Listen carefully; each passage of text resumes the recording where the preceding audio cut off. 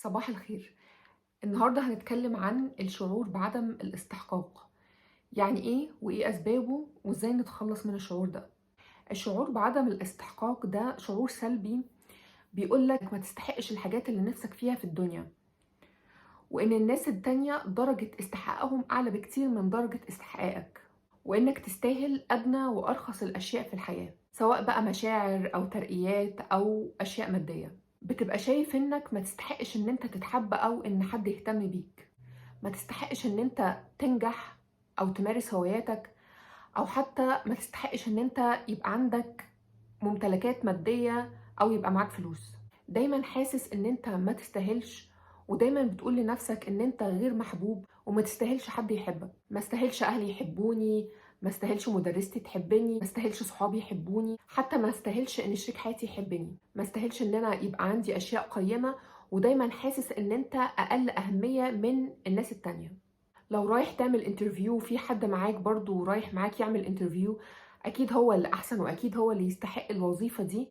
وكمان برضو بتحس ان انت مشاعرك واحاسيسك دي ملهاش لازمة ومش مهمة، وبتلاقي اصلا مشكلة كبيرة في تحديد مشاعرك وانك تعبر عن مشاعرك وانت عايز ايه. الطفل بيتولد وهو حاسس ان هو يستحق ياخد اي حاجة هو عايزها في اي وقت هو عاوزه. لو وقع وهو بيمشي مش بيحس بالذنب وانه ما يستاهلش، لا، بيقوم ويكمل تاني. بيحس ان هو من حقه ياخد اي حاجة في الدنيا، اي لعبة هو عايزها بيحس ان هو من حقه ياخدها. عايز اي حلويات في اي وقت بيحس انه عادي من حقه ياخدها. بيحس ان هو محور الكون وان الدنيا كلها معمولة علشانه هو، وانه يستحق احسن حاجة فيها. لكن ردود الفعل اللي هو بيلاقيها بعد كده من اللي حواليه هي دي اللي بتعمل له صدمة وتحسسه ان جايز انا ما استحقش، وتقلل الشعور بالاستحقاق عنده. في الغالب مشكلة عدم الاستحقاق دي بتتكون في الطفولة، لكن برضو مش شرط، ساعات برضو بتتكون في مراحل متقدمة من الحياة. عدم أخذ الحب والاهتمام الكافي من الوالدين أثناء فترة الطفولة، والحب المشروط اللي هو علشان أحبك لازم تعمل كذا وكذا أو ما تعملش كذا وكذا، أو المقارنة اللي بتحصل في السن ده، شوف فلان أحسن منك، فلان جاب درجات أحسن منك، فلانة أرفع منك وأحلى منك. أو الآباء اللي بيبقوا مش عارفين يحبوا ولادهم أو مش عارفين يدوا ولادهم الحب والإشباع العاطفي اللي هما محتاجينه. زي ما قلت، الأطفال بتتولد ايجوسنتريك وحاسين إن هما محور الكون، فلما ما يلاقيش أهله بيحبوه كفاية هيحس إن هو في مشكلة. إذا كان أمي وأبويا اللي هما أهم اتنين في الدنيا دي وهما نافذتي أصلا للدنيا شايفيني مستحقش أو مش بيحبوني كفاية، فأكيد أنا فعلا عندي مشكلة. كمان الآباء اللي بتقارن الإخوات ببعض أو ما عندهمش مشكلة في تفضيل أخ عن أخ أو تفضيل الأخ عن أخته، ويربوا أولادهم إن الولد يستحق أكتر والبنت تستحق أقل. الآباء اللي مش بيسمعوا أولادهم كفاية ومش بيخلوهم يعبروا كويس عن مشاعرهم، الأولاد هيحسوا إن هما مش مهمين ومشاعرهم مش مهمة. في مقولة بتقول إن الطفل الذي أساء له أبواه لا يتوقف عن حبهما بل يتوقف عن حب نفسه. أول ما الإنسان يبتدي يتقيم ويتقارن بغيره، سواء هو اللي بيعمل المقارنة دي أو الناس التانية هي اللي بتقارنه، بتحصل المشكلة دي. المدرسة برضو بتساهم بشكل كبير في المشكلة دي. المدرسين اللي بيمارسوا التقييم والمقارنة بين التلاميذ، والمدرسين اللي مش بيعاملوا كل الطلاب بالتساوي، بتلاقيهم بيميزوا في المعاملة ما بين ناس وناس وبيرفعوا عمدا الغيرة بين الطلاب. كمان الأطفال ما بينهم وما بين نفسهم بتنمرهم على بعض ونبذهم لأشخاص معينة، كل ده بيساهم في الشعور بعدم الاستحقاق. كمان مش بس في مرحلة الطفولة، ممكن كمان في مراحل متقدمة المشكلة دي تحصل. يعني برضو في مرحلة الجامعة والشغل ممكن يتعرضوا لمواقف تقلل عندهم الشعور بالاستحقاق الذاتي. ممكن مديرك في الشغل بعدم تقديره لشغلك أو بتفضيله زملائك عنك، أو يحسسك إنك مهما عملت مش كفاية. وممكن كمان الرفض العاطفي أو المرور بتجربة عاطفية سيئة، كل ده برضو ممكن يساهم في الشعور بعدم الاستحقاق الذاتي. هنتكلم دلوقتي عن أشكال الشعور ده وازاي تتأكد ان انت بتعاني من المشكلة دي او تسبوت اي حد عنده المشكلة دي.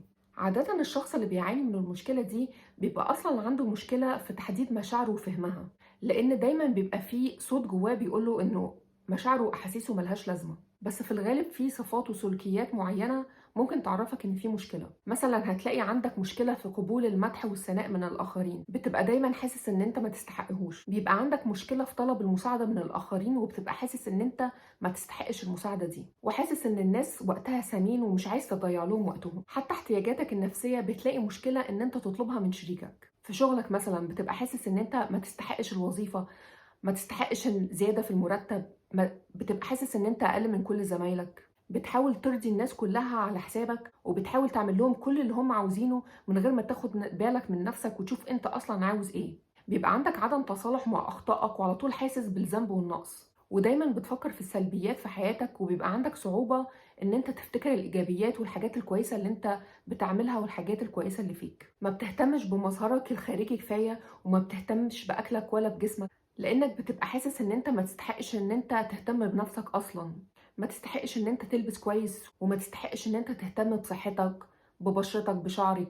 اما في العلاقات العاطفية فدايما بترضى بقليلك، وبتنجذب للاشخاص اللي بتعاملك بطريقة مش كويسة وبتقلل منك، لان ببساطة بتبقى حاسس ان انت ما تستحقش غير كده. بتلاقي نفسك في علاقات ابيوزف، ومهما تم اهانتك مش بتحس ان انت عايز تسيب العلاقة دي. للأسف الشديد شعورنا بعدم الاستحقاق ده بيؤدي إن الناس تعاملنا برضو بنفس الطريقة، ويشوفونا بنفس المنظور اللي احنا شايفين بيه نفسنا. لو انت حاسس ان انت قليل، اللي قدامك هيحس ان انت قليل. لو انت مش بتحترم نفسك، اللي قدامك مش هيحترمك. لو انت مش بتحب نفسك، اللي قدامك مش هيحبك.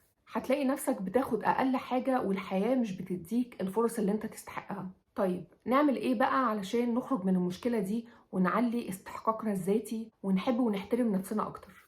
لازم تبقى عارف انك علشان تعلي احساس الاستحقاق عندك، دي رحلة هتواجهك فيها تحديات، بس في نفس الوقت نتيجتها ناجحة وهتغير لك حياتك 180 درجة. هتلاقي احسن الفرص بتخبط عليك بابك، وهتلاقي ان انت بتمبريس الفرص دي وانت مبسوط، وهتحس كده ان الدنيا فاتحالك دراعاتها.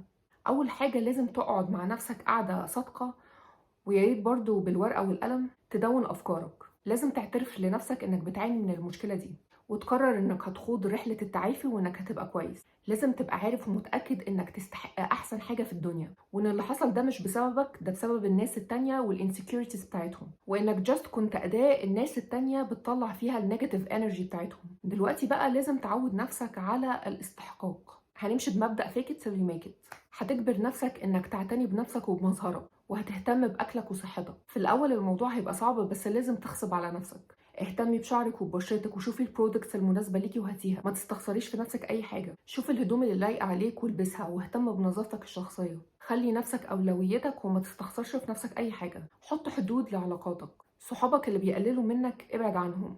اطلب المرتب اللي انت تستحقه. خليك أهم واحد بالنسبة لنفسك. ما تبقاش people pleaser، وخليك شجاع، واخرج من أي علاقة بتسبب لك الإهانة. دون أفكارك بالورقة والقلم، واعمل لنفسك خطة للتعافي. اعمل لنفسك خطة لتطوير نفسك في كل جوانب الحياة.